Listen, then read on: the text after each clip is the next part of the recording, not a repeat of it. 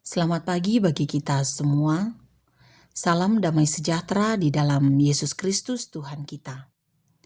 Bersama-sama kita akan membaca firman Tuhan dan merenungkan firman Tuhan pada saat ini, mengacu pada bacaan harian Gereja Toraja pada hari ini Jumat 20 Juni 2025 dari Injil Matius pasal 9 ayat 27 sampai ayat 34. Namun sebelum kita membaca firman Tuhan dan merenungkan firman Tuhan ini, mari kita berdoa. Dalam kerendahan hati, kami menghadap hadirat-Mu yang kudus, ya Tuhan, bersyukur kepadamu untuk kasih setia-Mu yang dianugerahkan senantiasa bagi kami semua. Pada saat ini ya Tuhan, kami akan membaca firman-Mu dan akan merenungkannya. Ya Roh Kudus, terangilah hati dan pikiran kami, sehingga kami menjadi pendengar dan pelaku firman Tuhan. Ampunilah kami Tuhan, di dalam nama Tuhan Yesus kami berdoa. Amin. Firman Tuhan dari Injil Matius pasal 9, ayat 27 sampai ayat 34, berbunyi demikian. Ketika Yesus meneruskan perjalanannya dari sana, 2 orang buta mengikutinya, sambil berseru-seru dan berkata, "Kasihanilah kami, hai anak Daud." Setelah Yesus masuk ke dalam sebuah rumah, datanglah kedua orang buta itu kepadanya. Dan Yesus berkata kepada mereka, "Percayakah kamu bahwa aku dapat melakukannya?" Mereka menjawab, "Ya Tuhan, kami percaya." Lalu Yesus menjamah mata mereka sambil berkata, "Jadilah kepadamu menurut imanmu." Maka meleklah mata mereka, dan Yesus pun dengan tegas berpesan kepada mereka. Katanya, "Jagalah, supaya jangan seorang pun mengetahui hal ini." Tetapi mereka keluar dan memasyurkan dia ke seluruh daerah itu. Sedang kedua orang buta itu keluar, dibawalah kepada Yesus seorang bisu yang kerasukan setan. Dan setelah setan itu diusir, dapatlah orang bisu itu berkata-kata. Maka heranlah orang banyak. Katanya, "Yang demikian belum pernah dilihat orang di Israel." Tetapi orang Farisi berkata, "Dengan kuasa penghulu setan, ia mengusir setan." Amin firman Tuhan. Tema renungan kita pada saat ini, jadilah kepadamu menurut imanmu. Banyak perkara yang dilakukan oleh Yesus Kristus dalam catatan sejarah Alkitab yang membuat orang-orang yang hadir dan menyaksikan setiap peristiwa tersebut heran dan tercengang. 2 kisah dalam bacaan kita ini, Yesus menyembuhkan mata 2 orang buta dan Yesus menyembuhkan orang bisu. Orang buta datang kepada Yesus dan memohon kepada Yesus dalam seruan, "Kasihanilah kami, hai anak Daud." Ayat 27. Satu syarat yang Yesus ajukan kepada 2 orang buta sebelum Yesus menyembuhkan mereka. "Percayakah bahwa aku dapat melakukan semua yang dirindukan oleh 2 orang buta?" Ayat 28 bacaan ini. Dengan respon yang sangat baik, orang buta mengungkapkan seiring dengan kerinduan untuk disembuhkan mata mereka, bahwa mereka percaya. Maka demikianlah Yesus melakukan semua yang terbaik bagi 2 orang buta itu dalam ungkapan, "Jadilah kepadamu menurut imanmu." Ayat 29 bacaan ini. Lalu yang kedua, tentang orang bisu. Orang bisu pun datang dibawa kepada Yesus. Dengan kuasanya, dengan kasihnya, Yesus menyembuhkan orang bisu tersebut. Orang bisu dapat berkata-kata. Ayat 33 bacaan ini. Jadi dua hal dalam peristiwa melalui bacaan ini. Orang buta dapat melihat, orang bisu dapat berkata. Namun di sisi yang lain, kita dapat melihat respon setiap orang yang menyaksikan itu. Dikatakan bahwa semua yang hadir heran, takjub, diiringi dengan kalimat yang demikian belum pernah terjadi, belum pernah dilihat, belum ada disaksikan di Israel. Semua apapun yang dilakukan oleh Yesus mendapat respon, baik respon positif, juga respon negatif. Jika kita menyimak bacaan ini, respon positif datangnya dari orang yang mengalami mujizat yang dilakukan oleh Yesus. Namun pertama-tama, untuk mengalami mujizat dari Yesus Kristus, sebagaimana yang dikatakan oleh Yesus Kristus kepada dua orang buta tentang keyakinan, tentang kepercayaan. Maka sebenarnya, untuk mengalami kuasa dan kasih dari Yesus Kristus dalam kehidupan, setiap orang, terutama orang yang percaya kepadanya, adalah soal percaya.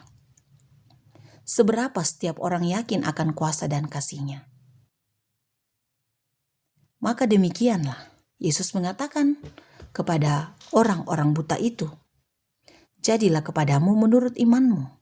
Demikian iman orang-orang buta dalam bacaan ini tentang keyakinan Yesus menyembuhkan mereka. Maka demikian yang terjadi. Mereka sembuh. Mereka dapat melihat.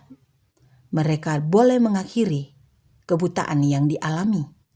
Dan tentu sukacita dialami oleh mereka. Mereka pun bersyukur atas semuanya itu. Walau memang Yesus memberikan pesan untuk tidak perlu menyampaikan kepada semua orang tentang hal tersebut. Namun dengan sukacita yang besar, orang buta melakukan dan memasyurkan Yesus Kristus ke seluruh tempat di mana mereka berada. Ini tentang respon positif. Lalu respon negatif. Respon negatif datangnya dari orang Farisi di ayat 34. Orang Farisi berkata, dengan kuasa penghulu setanlah Yesus dapat mengusir setan.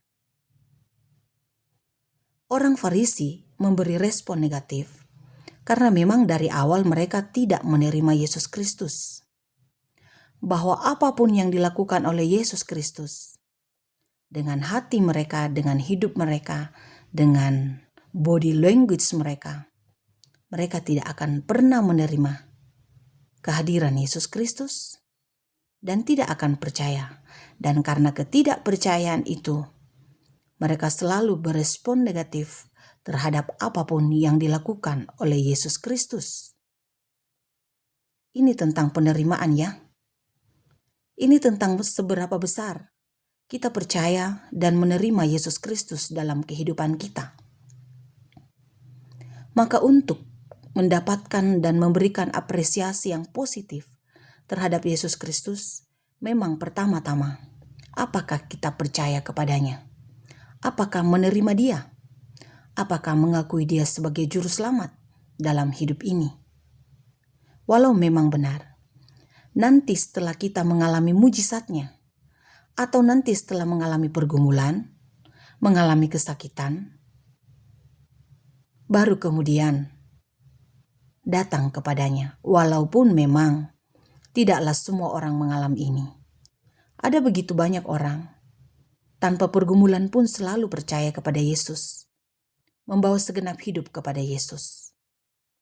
Tetapi tentang respon positif dan respon negatif. Respon positif tentu diberikan kepada Yesus Kristus.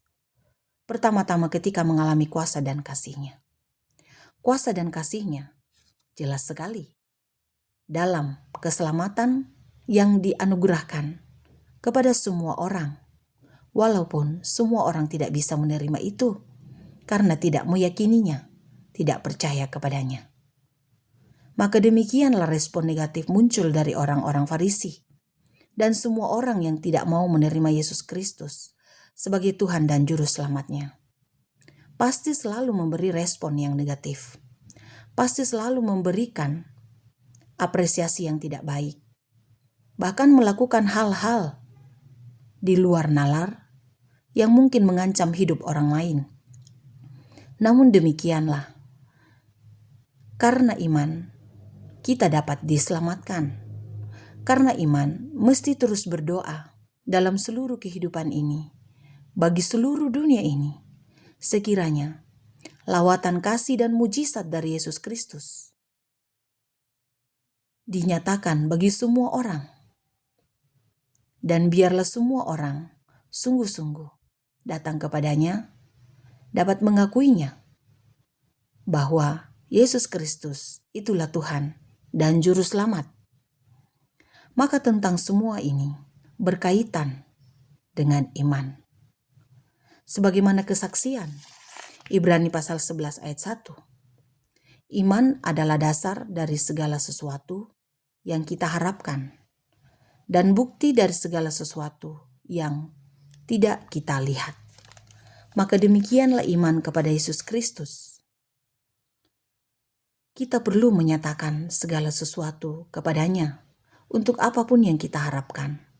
Seluruh harapan-harapan dalam dunia ini, harapan-harapan kita, naikkanlah padanya, termasuk kedamaian dalam dunia ini, termasuk ketenangan dalam dunia ini.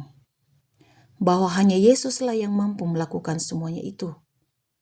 Mari kita menaruh harap kepadanya dengan iman yang sungguh. Dan biarlah kasih karunia-Nya menyertai seluruh hidup ini. Hilangkanlah respon negatif dalam seluruh hidup kita tentang Yesus Kristus, sebab Dialah Juru Selamat bagi dunia ini. Terpujilah Dia. Amin. Mari kita berdoa. Kami datang kepadamu Tuhan, menyeru nama-Mu, memohon pengasihan-Mu atas seluruh hidup kami. Karena kami tahu, kami percaya, hidup kami di dalam kuasa-Mu, di dalam kendali-Mu. Kasih setia-Mu kiranya menaungi kami senantiasa dalam seluruh hidup kami. Karena kami tahu, Tuhanlah tempat naungan kami. Dimampukanlah kami dapat melakukan seperti yang dilakukan oleh 2 orang buta dalam bacaan ini. Dengan iman datang kepadamu Tuhan. Biarlah kasih setia-Mu senantiasa menaungi kami, dan kami terus menaruh harap kepadamu. Kiranya kami dimampukan untuk senantiasa beriman kepadamu. Dalam kuasa Roh Kudus, kiranya semuanya terjadi dalam seluruh kehidupan kami. Di pagi hari ini ya Tuhan, kami berdoa kepadamu untuk setiap umat-Mu yang datang kepadamu menyeru nama-Mu dalam kelemahan tubuh, dalam pergumulan karena ekonomi, dalam usia yang telah lanjut, dalam berbagai harapan-harapan kehidupan, karena pekerjaan, karena pasangan hidup, karena berbagai tujuan kehidupan yang sementara dilakukan. Tujuan untuk menjadikan semua orang percaya kepadamu, tujuan untuk menjadikan hidup ini lebih baik, dan berbagai tujuan dalam kehidupan pribadi lepas pribadi umat-Mu. Kami sungguh percaya, sekiranya dengan kuasa dan kasih-Mu, Tuhan mengendalikan dunia ini dengan semua orang yang ada dalam dunia ini. Dengan iman kami percaya akan semuanya itu Tuhan. Karena kami tahu Tuhan pencipta langit, bumi, laut, dan segala isinya. Biarlah dengan kasih-Mu, kami senantiasa dikaruniai hati yang mau terbuka dengan semua orang, menerima segala kenyataan dalam hidup ini, untuk terus berpengharapan hanya kepadamu saja. Biarlah kasih setia-Mu menaungi kami Tuhan, pribadi lepas pribadi, menaungi persekutuan kami, menaungi para pemimpin kami dan pemerintah kami, menaungi semua orang yang menyuruh kepadamu. Biarlah damai-Mu dirasakan dalam dunia ini, Damai-Mu kami rasakan dalam kehidupan kami. Dan dengan damai-Mu Tuhan, sukacita kami nikmati dalam seluruh kehidupan kami. Kami datang kepadamu di dalam nama Yesus Kristus, Juru Selamat kehidupan kami. Amin. Selamat beraktivitas bagi kita semua. Tuhan Yesus memberkati kita.